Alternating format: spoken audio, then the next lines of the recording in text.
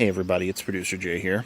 I'm here doing a very quick review of the Sig MPX PCC. This is the new version of the carbine that Sig fairly recently came out with. And how this differs from the previous iteration of the Sig carbine is it has this slim M-lock handguard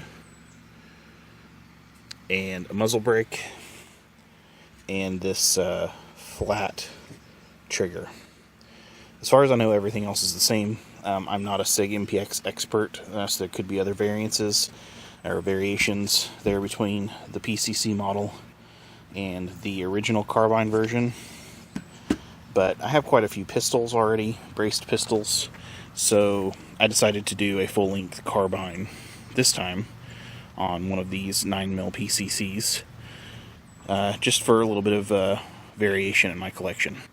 So I'm a big fan of the PCC or the semi-subgun, whatever you want to call it, rifle caliber or pistol caliber carbine. Always have really enjoyed shooting them a whole lot, and a lot of people have argued the practicality of a pistol caliber carbine or a subgun, semi-automatic subgun. But I've always found them extremely fun to shoot, and ever since the very first one that I shot was a Beretta CX4, which I loved, and then shortly after shot Misha's full-size Uzi carbine, and always fell in love with them. What really sets the MPX apart is the fact that it has a gas system. So most of these PCCs, your Uzis, again your Beretta CX4s, your Scorpions, etc., are direct blowback. So there's nothing really retarding the operation except for a very heavy spring. And in this case, because this has a gas system, it helps smooth down the recoil a little bit. MPX first shots.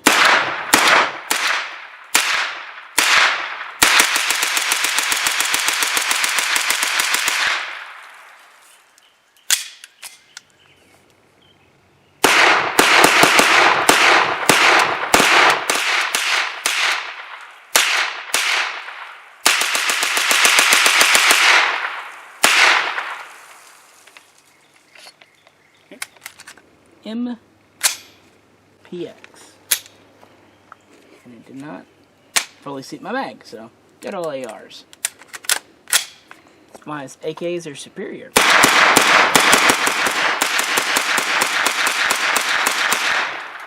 Held open. Now I know what you might say, it's a 9mm, how much could it recoil? Well, it actually does make a difference. That direct blowback system can result in some pretty heavy muzzle flip, depending on which one you're shooting. The Scorpion is definitely noticeable, but not, I'm talking about the Evo 3 specifically, but not, egregious. I have a Ruger PC9 that the muzzle flip is just incredible on it. It bounces all over the place when shooting. By comparison, the MPX, which you'll see in the shooting footage, is very smooth. I mean, every pull of the trigger, the muzzle, the point of impact, the point of aim just does not move much at all. There is a little bit of recoil because it's a gun. I mean, it's going to have some recoil, but compared to most other 9mm systems, the recoil is basically non-existent. The muzzle flip is completely non-existent. So it is very easy to stay on target with rapid fire.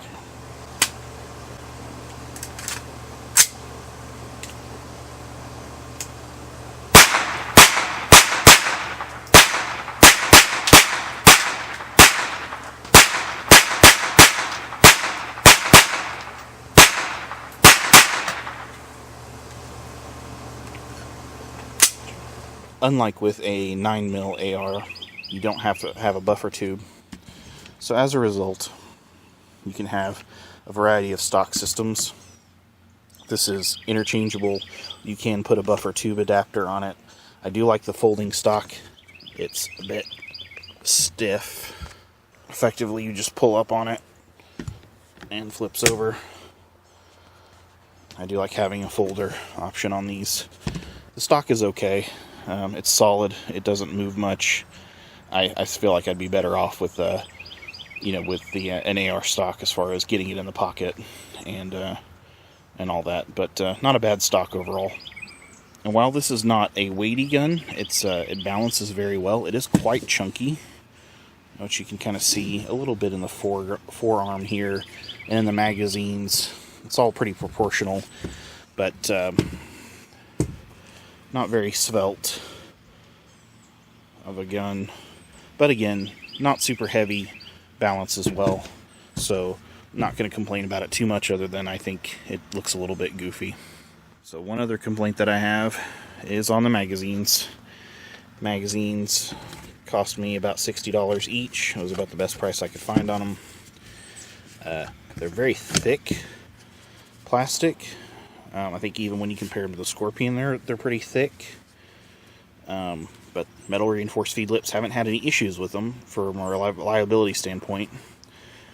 But yeah, $60 a pop for a pistol magazine is pretty tough. So something also to be aware of, that, you know, between the gun and 4 mags, you could easily be in it for $2,000, which is, it's a lot of money, especially when there are much cheaper options out there.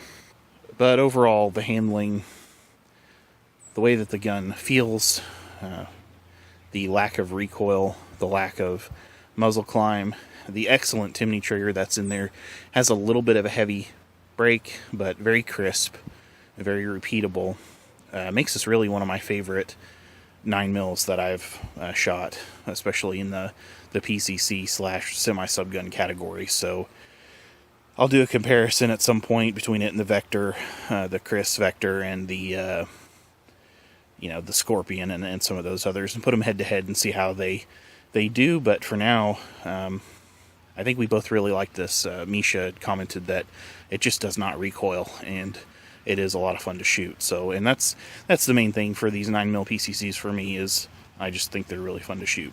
But anyway, I hope you enjoyed this video. If you did, please click like, and if you want to see more of this type of stuff, subscribe and check out our backlog. And if you're interested in contributing to our Patreon, you can see the link in the description below. So this is Jay, and we will see you again next time.